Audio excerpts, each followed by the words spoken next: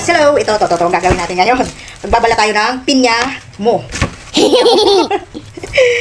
Alam ko mahirap talaga balatan tong pinya na to eh. Ayoko talaga na nagbabalat nito, pero gusto ko kasi tikman ngayon yung pinya mo.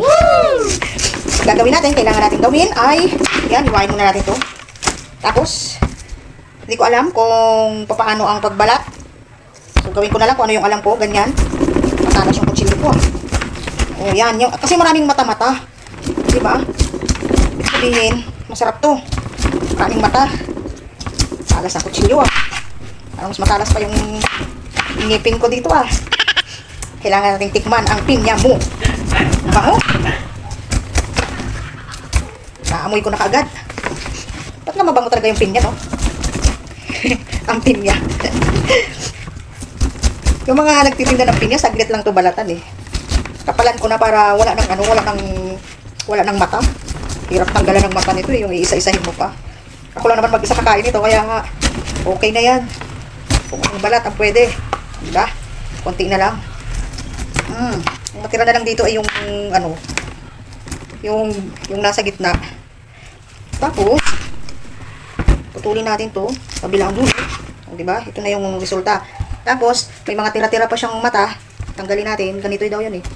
Ganyan. Parang baka maubos na yung mga laman. Nice! Yan o. Naghugas nga pala akong kamay. Char. Hugas lang naman ako sa CR. Nga. Ang sarap ng pinya mo. Masarap kasi ito after kain. Nagluto kasi ako ng tuna. Tapos nilagyan ko ng malunggay. Ito nga pala siya ang ulam ko. Later. Nilagyan ko siya ng malunggay. Kasi sabi ko, ano kayang pwedeng ihalo dito sa tuna na dahon-dahon? Eh, may malunggay nga pala dun sa baba namin dyan. Kumuha akong malunggay. Testing natin kung anong lasa. Maglalasang malunggay ba o maglalasang pinya? What? Pinya. Lasang pinya. Lasang malunggay o lasang tuna?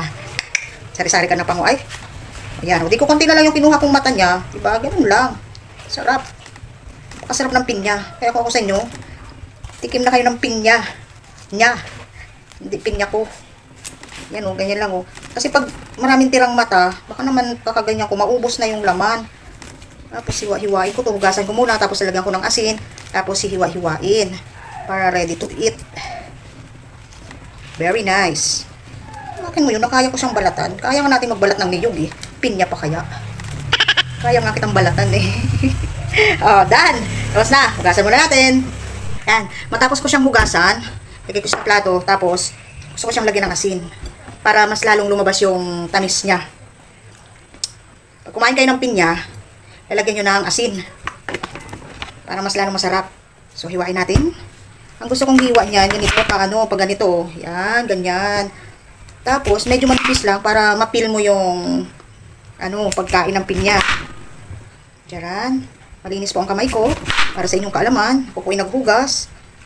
Walang kakain yan ha. So, malamang hanggang bukas ko pa to. Palagay ko lang sa rep. Sarap ito panghimagas. Yan o. After kain, 2 hiwa. Diyan. At eto na ang pinya ko. Ang sarap ng pinya ko. Galing Tagaytay pa tong pinya. Oh. Ready to eat. Kain na kayo ng pinya ko.